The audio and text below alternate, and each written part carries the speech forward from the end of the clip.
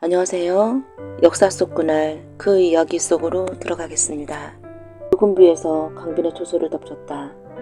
광군들이 들이닥쳐 정렬, 유덕, 계일, 향이, 천이, 나노, 일렬을 포박했다. 놀란 강빈이 나와 그들 앞을 막아섰다. 정렬과 유덕은 강빈이 신임하는 아이들이었다. 이게 무얼 하는 짓거리냐? 어찌하여 이 아이들을 잡아간단 말이냐? 의금호도사가 앞으로 나와 대답했다. 마마께서는 이러시면 일이 더욱 복잡해지옵니다. 물러나시지요. 이 아이들을 잡아가서 문초하여 없던 죄를 만든 것이 전하의 뜻이겠지. 그리해야 나를 죽일 수 있을 테니까. 이 아이들을 끌고 가라. 의금호도사의 명에 나인들이 끌려갔다. 마마. 나인들이 처소를 빠져나가자 강빈이 조소를 머금으며 혼자 넋을 놓았다. 이것이 말이나 됩니까? 전하께서 돌아가시고 1년이 되지 않았습니다. 별궁에 갇힌 듯 지낸 제가 어찌 전하의 전복에 톡을 넣었겠사옵니까? 전하께서 두려워한 것이 대체 무엇이옵니까? 소윤세자가 음사를 당하고 인조는 자신의 둘째 아들인 복림대군을 새로운 세자로 정했다. 소윤세자에게는 아들이 셋이나 있었다. 원래는 소윤세자의 첫째가 세자가 되어야 했다. 그러나 인조는 자신의 손자들에게까지 너무나 야박했다. 사건은 일월로 돌아간다. 인조의 수라상에 전복부위가 올라왔는데 독이 들어있었다는 것이다. 인조는 곧바로 강빈을 의심했다. 사실 이번 사건이 있기 전부터 인조는 여러 강씨들을 유배 보냈기에 안팎으로 세자빈이었던 강빈에게 그 화가 끼칠 것을 우려했었다. 위군부에 붙잡힌 나인들은 문초를 받기 시작했다. 이때 어주나인이 잡혀왔는데 강빈의 나인들과 내통하여 전복에 독을 넣었다는 것이 인조의 주장이었다. 이들은 압술용과 낙형을 당했다. 모진 고문에도 세자궁의 나인들은 끝내 자복하지 않았다. 고문을 이겨내지 못하고 나노군 먼저 죽었다. 자백이 없었음에도 인조는 강빈을 사사하고자 했다. 이에 헌납, 신노, 정영, 강호, 김희 등이 편전해서 아뢰었다. 강빈이 비록 전하의 자식은 아니지만 세자빈으로 있을 때 소연을 배필이었으니 전하의 자식이 어찌 아니겠사옵니까? 강빈을 보존하시어 어린 군들의 목숨을 살피옵소서. 인조가 소리쳤다. 개새끼 같은 것을 억지로 임금의 자식이라고 칭하니 이것이 모욕이 아니고 무엇인가? 죄인을 그냥 둘 수 없다. 지금 당장 초소에서 쫓아내어 후원 별당에 가두어라. 하고 문에 구멍 하나만 뚫고 음식과 물만 넣어주어라. 그 누구도 강빈의 수발을 들지 못하게 하라. 이와 같은 계략을 꾸밀까 심히 두렵도다. 이때 세자인 복림대군이 엎드려 청했다. 강씨가 비록 불충한 죄를 짊어졌다 하더라도 간호하는 사람은 있어야 할 것이옵니다. 더구나 지금 죄 지은 흔적이 분명하지도 않은데 성급하게 이런 조치를 내리고 또 한 사람도 따르지 못하게 하는 것은 형님에게 대한 마음이 아니옵니다. 인조가 복림대군을 시야에서 버리며 다시금 노였다. 이뿐만이 아니다. 짐의 총애를 받는다고 하여 조소용을 조조하였다. 경들은 호랑이를 키우면 우환이 된다는 것을 염려하지 않고 도리어 죽음을 면해줄 것을 청하니 진실로 이상한 일이로다. 전하, 너희가 기니 말리는 걸 보아하니 또 강씨가 저리도 발악하는 걸 보아하니 필히 후원하는 당파가 많은 것이니라. 너희도 같은 부류더냐? 그런 것이냐? 강빈을 사사하고 심양에 먼저 고해할 것이다. 강씨의 제약을 낱낱이 진술하여 청나라에 먼저 알리라. 인조는 결국 3월 19일에 강빈을 사사했다. 인조는 강빈과 소윤세자가 심양에 있을 때 자신을 폐위하고 아들인 소윤세자를 청나라에서 왕으로 앉힐까 두려웠다. 인조는 소윤세자와 강빈이 돌아오기 전에 은밀히 왕을 바꾸려고 도모했다는 것을 종교한 적이 있었다. 소윤세자와 강빈의 아들 셋은 모두 제주로 귀양 갔으나 의문의 죽음을 당했다. 이때 독을 넣은 옥사가 끝내 실상을 밝혀지지 않자 사람들은 모두 죄인을 찾아내지 못한 것을 한스러워했다. 강빈은 숙종 때 신원을 회복했다. 인도실록에 이때의 일을 이렇게 적고 있다. 대개 이때에 강빈이 죄를 얻은 지 이미 오래되었으므로 조소원이 더욱 참소를 자행하였다. 인조가 궁중 사람들에게 감히 강씨와 말하는 자는 죄를 주겠다고 경계하였기 때문에 양궁의 왕래가 끊어졌으므로 어선에 독을 넣는 것은 형세상 할 수 없는 일이었다. 그런대로 임금이 이와 같이 생각하므로 사람들이 다 조씨가 모함한 데에서 연유한 것이라고 의심하였다. 생원 황윤현의 첩은 미모도 빼어나고 가야금을 매우 잘 탔다. 소문을 들은 구수영이 황윤현의 첩을 빼앗아 연산군에게 바쳤다. 연산군은 이 여인도 매우 사랑했다. 그녀의 웃음소리가 듣고 싶었고 상냥한 말소리도 듣고 싶었지만 황윤현의 첩은 아예 말문도 웃음도 닫아버렸다. 연산군이 명했다. 여봐라! 당장 황윤현의 목을 베어라! 화가 난 연산군은 황윤현을 죽였다. 황윤현의 첩이 웃음도 말문도 닫아버린 까닭이 지아비를 잊지 못했기 때문이라고 여긴 탓이었다. 성세정이 영남 감사로 있을 때였다. 상주기생이 어여뻐 그녀를 데리고 한양으로 돌아왔다. 소문을 들은 연산군이 그녀를 취했다. 한날은 연산군이 그녀에게 물었다. 너는 성세정이 보고 싶으냐? 연산군의 성격은 불같았다. 저 질문은 분명 떠보려는 의도였다. 하지만 자신은 기생이었다. 기생에게 그만한 유치가 없다면 어찌 궁궐에까지 들어와 왕의 총애를 받겠는가. 그녀는 코맹맹이 소리로 교태를 부렸다. 어찌 그런 마음이 있겠사옵니까? 그 사람이 저를 집에 주었지만 사나운 아내를 무서워하여 서로 왕래가 없어 저를 외롭게 하고 괴롭혔나이다. 어느 때나 마음이 상하지 않은 적이 없사옵니다. 연산군이 흡족하게 웃었다. 그래, 그렇다면 그를 죽이고 싶은 것이냐? 기생의 웃음이 어색해졌다. 성세정의 목숨이 자신의 손에, 아니 자신의 말 한마디에 달린 것이었다. 죽음을 원치 않는다고 말하면 분명 민호를 운운하여 성세정의 목숨을 해할 게 뻔했다. 그저 죽이는 것은 통쾌하지 않사오나 반드시 곤장을 쳐서 변방으로 귀양을 보내 갖은 고생을 시킨 뒤에 죽여주시옵소서. 연산군의 기생의 말을 그대로 따랐다.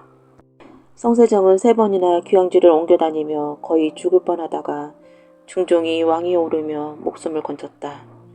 그리고 중종 19년 1월 1일 개성 부유수로 졸했다. 연산군에게 총애를 받던 기생 하나가 있었다. 어느 날 그녀는 자신의 동무에게 지난밤 꿈에 대해 말했다.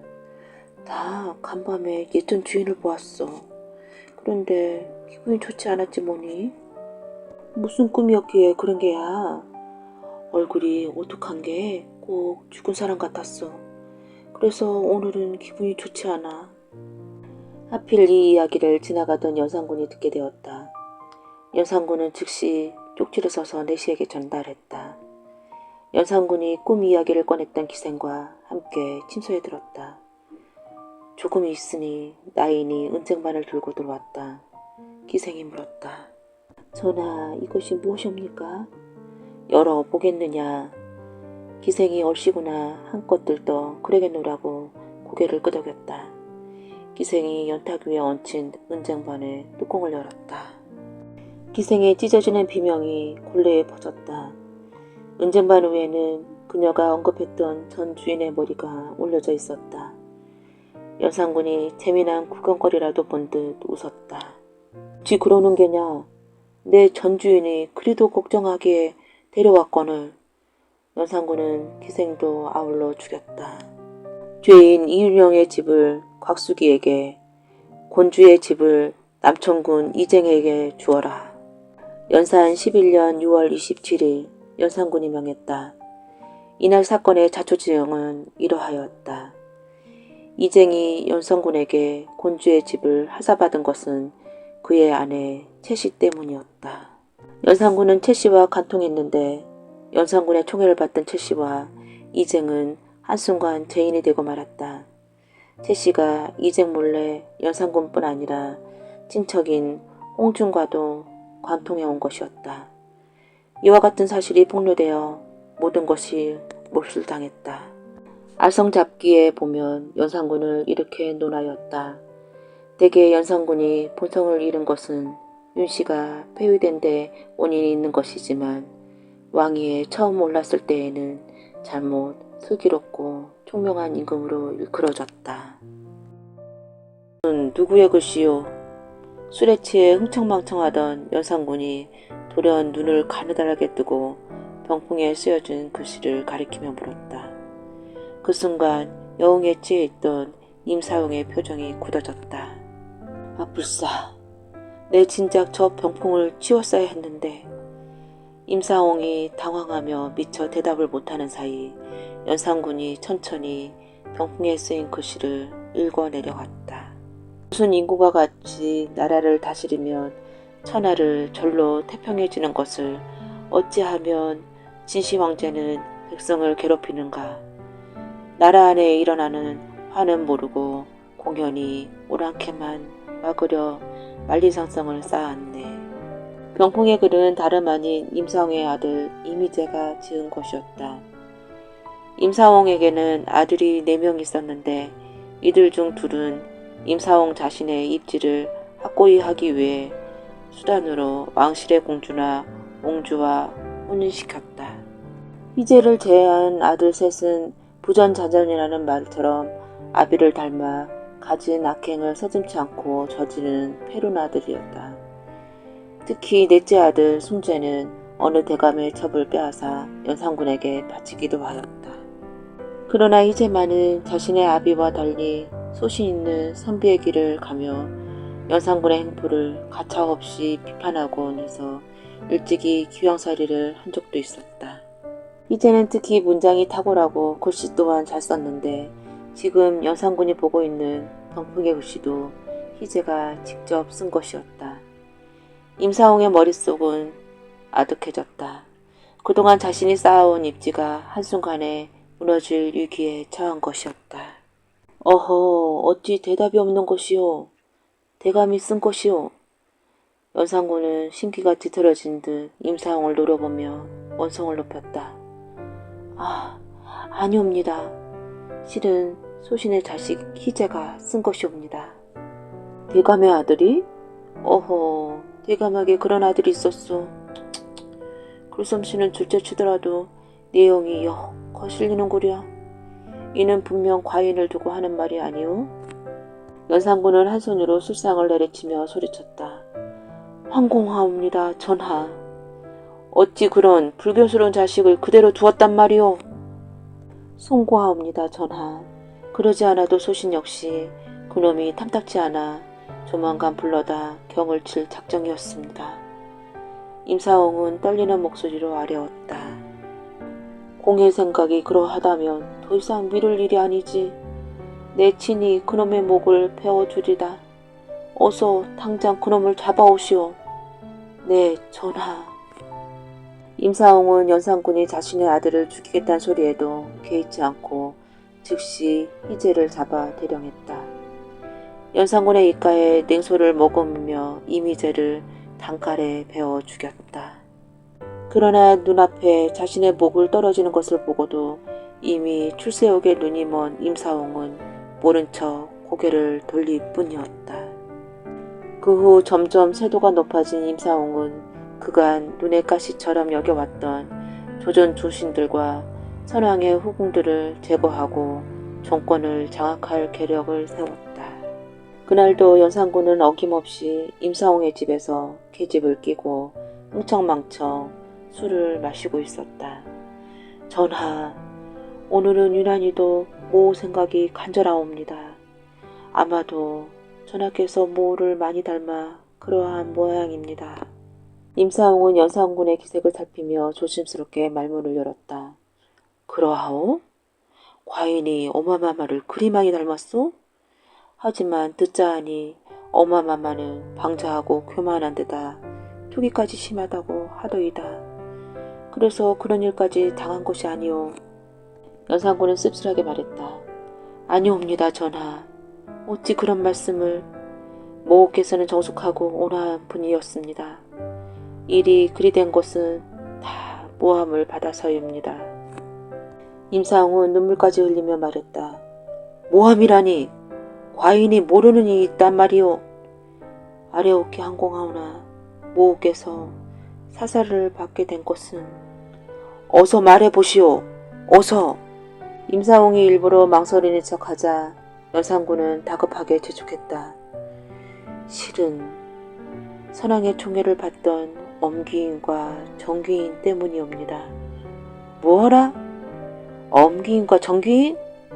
그럼 그들이 내 어머니를 모함했단 말이오? 항공하옵니다만 그러한 줄 아옵니다.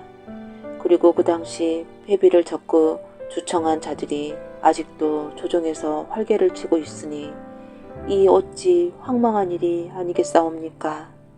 술잔을 쥐고 있던 연산군의 소나기가 부르르 떨었다. 내 어찌 그것들을 살려두겠소. 당장 그것들부터 쳐 죽이리라. 대감은 모우의 패비를 찬성한 놈들의 이름을 한 놈도 빼지 말고 적어 올리시오. 임사홍의 얼굴에는 회심의 미소가 떠올랐다. 임사홍은 미리 작성해 두었던 사생부를 연산군에게 바쳤고 조정에는 한 차례 피바람이 불었는데 이것이 바로 갑자사화이다. 연산군은 우선 엄귀인과 정귀인을 자신이 직접 잔인하게 때려 죽이고 정귀인의 소출들마저 기왕을 보낸 후 사사하였다. 또한 패비를 찬성한 중신들을 모조리 죽이고 이미 세상을 떠난 자들은 부관참시하였으며 그 가족들도 죽이거나 멀리 유배보냈다. 연산군과 임사홍의 행보가 날로 심해지자 마침내 반정의 불길이 치솟아 올랐다. 연산군 12년 전 이조판서 성희왕과 전 정기관찰사 박원종, 이조판서 유순정 등이 주축이 된 반정 세력은 대고를 장악하고 송종의 둘째 부인인 정영왕후 아들인 진성대군을 옹립하였으니 이것이 중종반정이다. 이로써 연산군의 12년 폭정은 막을 내리게 되었다. 이후 연산군은 강허도 교동으로 유배당한 뒤 쓸쓸한 최후를 맞이하였다. 또한 자신의 아들과 수많은 인명을 일시의 죽음으로 몰아넣은 임사홍도 결국 비참한 종말을 맞이하였다. 주초이왕이라 보옵소서 전하, 이 나뭇잎에 새겨진 글자가 너무도 선명하지 않사옵니까? 중종은 다시 한번 유심히 나뭇잎을 들여다보았다. 벌레들이 입을 갉아먹은 자리가 자세히 보면 볼수록 글자 모양을 하고 있었다. 전하, 주초유왕이라 함은 무슨 뜻이옵니까? 조씨가 왕이 된다는 말이 아니옵니까? 경빈박씨는 중종 앞에 얼굴을 바짝 들이대고 목소리를 낮춰 속삭였다. 중종은 여전히 믿을 수 없다는 표정으로 손바닥에 놓인 나뭇잎을 뚫어지게 쳐다보았다. 전하, 이 무슨 회개한 병결한 말입니까? 조씨가 왕이 된다. 주초이왕이라. 경빈박씨는 중종의 눈치를 살피다가 조심스럽게 말했다. 소처, 일어난 소견인지 모르나 이는 필시 하늘에서 내린 계시가 아닌가 하옵니다. 하면 조씨라 함은 누구를 말함일꼬? 경빈박씨는 잠시 말을 끊었다. 이 시점에서 자기가 나선다면 오히려 의심을 살지 모르기 때문이었다. 중종은 깊은 생각에 잠겼다. 주초유왕이라. 조씨가 왕이 된다. 나뭇잎에 베인 자국처럼 중종의 이마에도 어두운 골이 베었다. 다음날 중종은 경빈박씨가 나뭇잎을 주었다는 비원을 찾았다. 과연 비원의 나뭇잎 여기저기에 희미하나마 눈으로 확연히 식별할 수 있을 만큼 글자 모양의 흔적들이 있었다. 중종은 직접 손으로 그 흔적들을 매만지며 글자를 한자 한자 읽어내려갔다. 주초이왕. 분명 공춘들이 갉아먹는 자리였다. 인위적으로는 도저히 그렇게 만들 수가 없었다.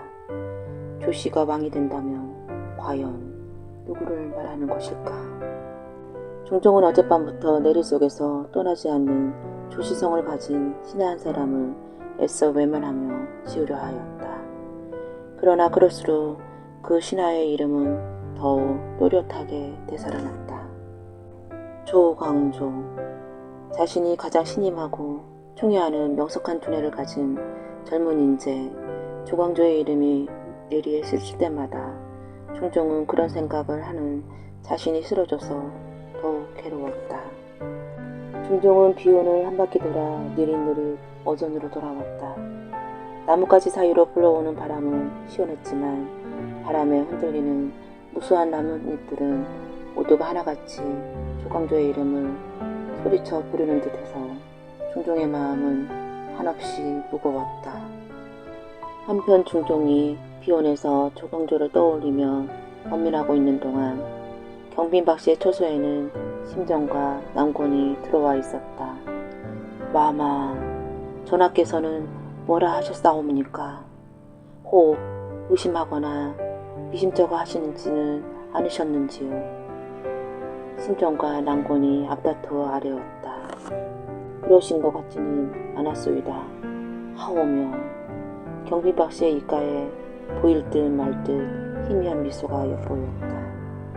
아마도 전하께 우선 꿈에도 생각하지 못하실 것이옵니다.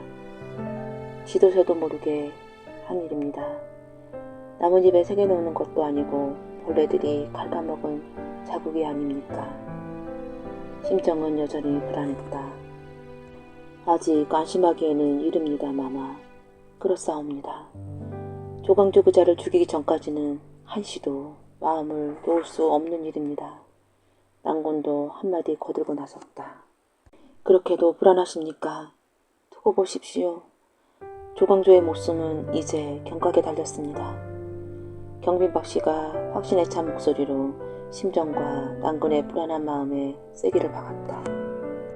중종이 폭군 연산군을 몰아내고 보위에 오른 지 10년, 29세에 문과에 급제하여 벼슬길에 나선 조광조는 대사원이라는 막중한 참모를 맡아 위로는 임금을 보필하고 아래로는 백성들의 안위를 위해 헌신했다.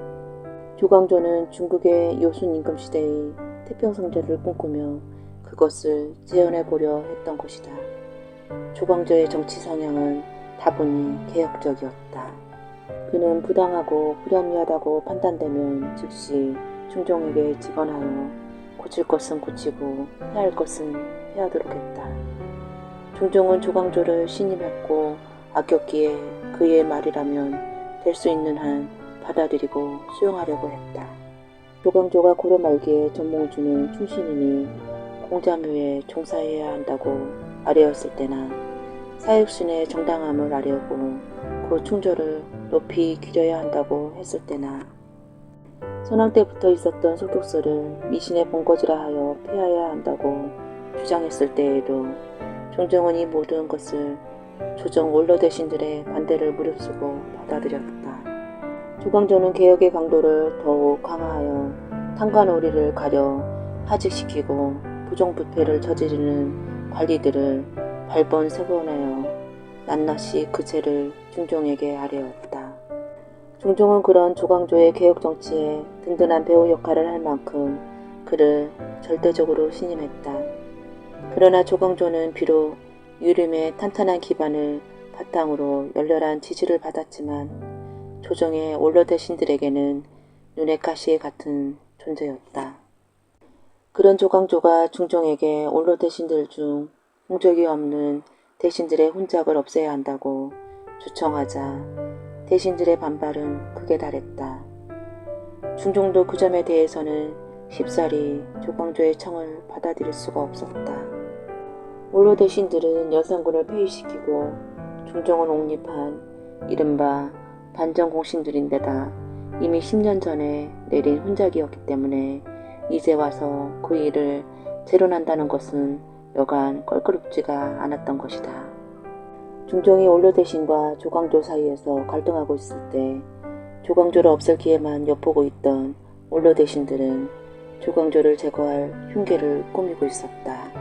심정과 남곤, 홍경주 등은 경빈박 씨와 이빈홍 씨를 사주하여 동료들에게 비원의 뜰에 있는 나뭇잎에 과일집으로 주초유양이라는 글자를 쓰게 했다. 며칠이 지나자 과일집이 묻은 자리를 벌레들이 갉아먹어 나무집에는 주초유양이라는 글자가 새겨지게 되었고 이것을 경빈박 씨가 중종에게 보였던 것이다. 그런 줄은 꿈에도 모르는 중종은 조광조를 의심하는 자신의 마음과 힘든 싸움을 벌이다 결국 조광조를 유배 보냈다.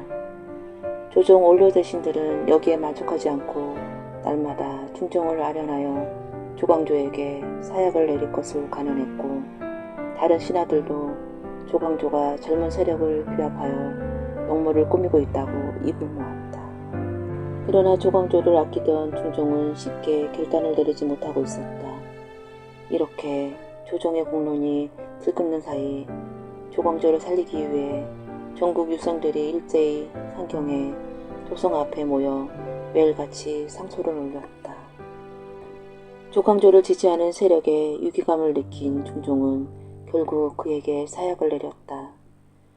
중종을 잘 볼필하여 중국의 요신시절과 같은 태평선대를 이루려 했던 조광조의 꿈은 한낱 물거품으로 사라졌다. 이 땅의 진정한 개혁정치를 이루려 부정과 부패를 척결하고 권력을 등에 업고 부당한 세도를 부리는 자들을 곤자에서 몰아내려 했던 조광조의 야심찬 계획도 허망하게 사라져버렸다. 조광조의 죽음과 더불어 그를 따르던 신진 세력들도 모두 죽거나 화를 입었으니 이곳이 바로 귀묘사화이다. 고개를 숙이고 담담하게 앉아있던 이예순의 눈가에 자신도 모르게 눈물이 흘렀다. 더 이상 속세에 무슨 미련이 남아있다고 부질없는 눈물이 흐른단 말인가. 이예순은 연평보원군 2기의 딸로 미색이 뛰어나고 재주가 많아 어려서부터 아버지의 사랑을 독차지했다. 그러나 남편 복이 바뀌었던지 일찍이 김자점의 아우 김자겸에게 시집을 갔으나 얼마 되지 않아 그만 청산가부가 되고 말았다. 남편을 여인 뒤 이예순은 부처님만을 의지하여 불공을 들이며 나날을 보냈다. 그러던 어느 날 법회에서 삼천 오겸의 아들 오은강과 만나게 되었는데 서로에게 이끌린 두 사람은 자연스럽게 정을 통하게 되었다. 두 사람은 사람들의 이목을 피해 멀리 경상도 깊은 산골 마을로 도망을 가 신분을 숨기고 살았다. 그러나 두 사람을 수상히 여긴 마을 사람들의 신고로 관가에 발각되고 말았다. 그로 인해 오은가는 부녀자를 유괴하여 야밤도주하였다는 제목으로 사형을 당했고 더 이상 삼의 미련이 없어진 이예수는 그 길로 절에 들어가 비구니가 되었다. 하는급시 잘려 바닥에 떨어지는 머리카락을 보며 이예수는 지난 옛 일들이 주막등처럼 가슴속으로 스쳐 지나가는 것을 느꼈다. 이제 세속의 일은 모두 잊고 부처님께 의지하여 그 뜻을 받들며 살아가리라. 그녀는 정처 없이 전국의 절을 홀로 떠돌아다녔다. 아무 것에도 마음을 두지 않으니 발길에 걸리는 것도 없었다. 표표히 떠돌던 이예순이 한양 근처에 있는 절에서 며칠 기거하고 있을 때였다. 뭐라, 이곳의 중도를 모두 묶어라! 저녁 때가 다 되어 갈 무렵 난데없이 나타난 포도청의 사령이 포졸들에게 매섭게 명령을 내렸다. 아니, 무슨 일이오? 깜짝 놀란 주지가 포박을 하는 포졸들의 손길을 거칠게 뿌리치며 물었다. 그걸 몰라 물으시오. 이 절에서 부리는 노비 중 한 놈이 도둑질을 하다 잡혀왔어. 그런데 그놈이 이 절에 있는 스님들도 모두 한톡속이라 자백했으니 할 말 있으면 포도청에 가서 하시오. 포졸들은 이예순을 비롯하여 모든 스님들을 포도청으로 끌고 갔다. 졸지에 죄인이 된 이예순은 그 신분이 하루아침에 천한 공속으로 전락했다. 억울하고 또 억울한 일이었지만 이해순이로서는 어찌할 도리가 없었다. 공속이 되어 대궐을 드나드는 궁인들을 따라다니던 이해순은 워낙 미색이 출중한 데다 재주가 뛰어나 당시 광해군을 가까이 모시며 세도를 부리던 김상궁의 눈에 들게 되었다. 김상궁은 이해순을 아예 자신의 양녀로 삼아 항시 옆에 두고 총애했기 때문에 그녀는 점차 편안한 생활을 누릴 수 있었다. 그 무렵 광해군의 횡포가 갈수록 심해져 급기야 조정의 종신들이 반정을 모해하기에 이르렀는데 이해순의 아버지 이귀 역시 그 가운데 한 사람이었다. 그러나 조정 중신들의 반정 계획은 곧 광해군의 귀에 들어갔다. 다급해진 이귀는 딸 이해순을 찾아가 전후 사정을 설명하고 사정했다. 얘야, 우리 가문이 멸하고 흥하고는 내 손에 달려있다. 부디 김상궁에게 말 잘하여 이 일을 무마되도록 내가 힘을 써다오. 알겠느냐? 그 길로 이해순은 황급히 김상궁의 투수를 찾았다. 마마님, 이제 소인은 어찌하오리까? 그녀는 방으로 들어가자마자 김상궁 앞에 엎드려 흐느끼며 말했다. 아니, 어인 일이냐? 소녀의 아비가 억울한 누명을 쓰고 죽게 되었사옵니다. 이해순은 울면서 자신의 집안은 절대 반정을 도모할 집안이 아니며 이 모든 일이 주위 사람들의 모함이라고 항변했다. 어허, 무슨 사람 같은 이라고. 내가 전하께 잘 아랠 테니 그만 눈물을 그치도록 하거라. 설마 전하께서 아무 죄 없는 사람들을 다치게 하시겠느냐. 김상궁은 급히 어전으로 향했다. 어전에서는 이귀와 김자점을 비롯한 반정을 모의한 인물들이 광해군에게 상소를 올리고 있었다. 전하, 어찌 그런 일이 있을 수 있겠사옵니까? 소신들이 지금까지 편안하게 살 수 있었던 것은 오로지 전하의 화해 같은 은혜의 덕이옵니다. 하온데 지금 이런 오명을 쓰게 된 것은 모두가 신들의 불찰이오니 부디 소신들을 차명에 처해 주시옵소서. 전하. 이귀는 애절하게 호소했지만 광해군의 눈초리는 여전히 의심으로 가득 차 있었다. 이때 김상궁이 조심스럽게 광해군에게 아뢰었다. 전하, 소인이 나설 자리는 아니오나 부디 중신들의 상소를 귀담아 들여옵소서. 아마도 이는 중신들을 시기하는 자들의 모함인 듯 하옵니다. 광해군은 평소 신임하던 김상궁이 나서 변호하자 이귀를 비롯한 중신들의 말을 믿기로 하였다. 그러나 얼마 지나지 않아 이귀와 김자점을 주축으로 한 반정 세력들은 또 한 번 위기를 맞게 되었다. 반정 계획을 미리 알게 된 박승종이 광해군에게 그 사실을 직접 아뢰었던 것이다. 또다시 이귀와 김자점의 행로가 바빠졌다. 김자점은 김상궁에게 많은 뇌물을 주어 자신들을 변호를 부탁하였고 이귀 역시 딸 이해순을 통해 대궐 분위기를 전해드리며 진리를 대비해 나갔다. 처음에는 반정 무리를 잡아들이라 명했던 광해군도 김상궁이 나서 이귀와 김자점을 변호하자 자신이 내린 명을 거두었다. 그러나 결국 이귀와 김자점을 비롯한 반정 세력들은 구사를 일으켜 광해군을 귀양 보내고 능양군을 왕위로 추대했으니 이것이 곧 인조 반정이다. 거대한 역사의 뒤안길에서 나약한 여인의 몸으로 아버지를 도와 인조 반정을 성공시킨 이해순의 인생 역정은 정사에 기록되지 않았지만 세인들의 입담을 통해 널리 세상에 퍼졌다.